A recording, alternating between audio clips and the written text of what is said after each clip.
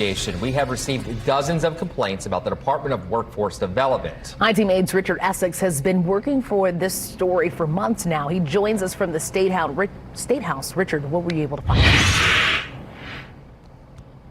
Well, it has been 2 weeks since a Marion County judge ordered the state to reinstitute the federal unemployment benefits program. And we have asked the Department of Workforce Development if they're going to get that program started again, and they can't tell us if or when that program is going to happen.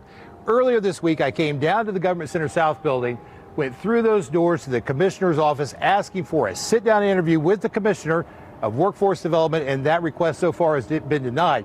But since then, my social media pages have been lit up with people complaining about problems they're having with the Department of Workforce Development. Are you closing up for the day? The Department of Workforce Development showed IT-Maid the door on Wednesday and not the door to the commissioner's office. DWD has received and distributed $8.8 billion of unemployment money since March of 2020. The governor's office has restricted and or blocked access to the Commissioner of Workforce Development for months, which is the reason I came to the Government Center South building this week and knocked on doors trying to get answers for people like Danita Owens. She has helped her brother navigate the unemployment system after he lost his job last year. The state wants most of his money repaid. Didn't make any sense. You don't pay people out and then turn around and say you got to pay it all back due to, documents not being received because they were.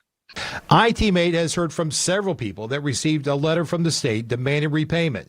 They have been asked to submit proof of employment, which entails uploading documents through the Department of Workforce Development's website.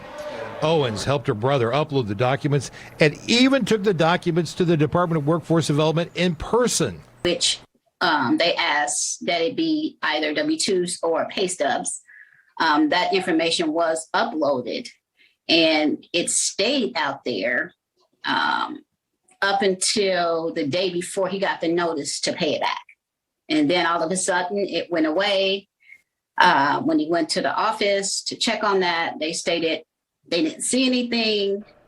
Owens believes that DWD has an IT issue that keeps documents from being viewed once they are uploaded through the unemployment portal. That's one of the questions IT-Maid sent directly to the Department of Workforce Development today.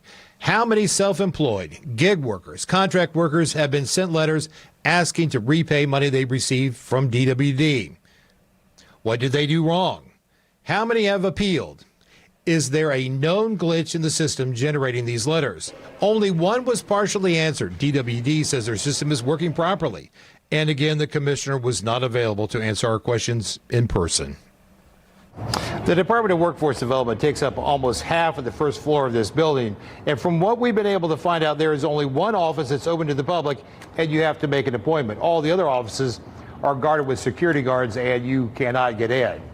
From downtown Indianapolis, Richard Essex, Wish TV, wishtv.com, and follow us on Facebook. Richard, thank you very much. So we made it really easy for you to contact us about issues that you're having with the Department of Workforce Development. Grab your phone right now, open up the wishtv.com page or our app, find the story in the As Seen on Wish TV section, then click on the link in the story to fill out our form.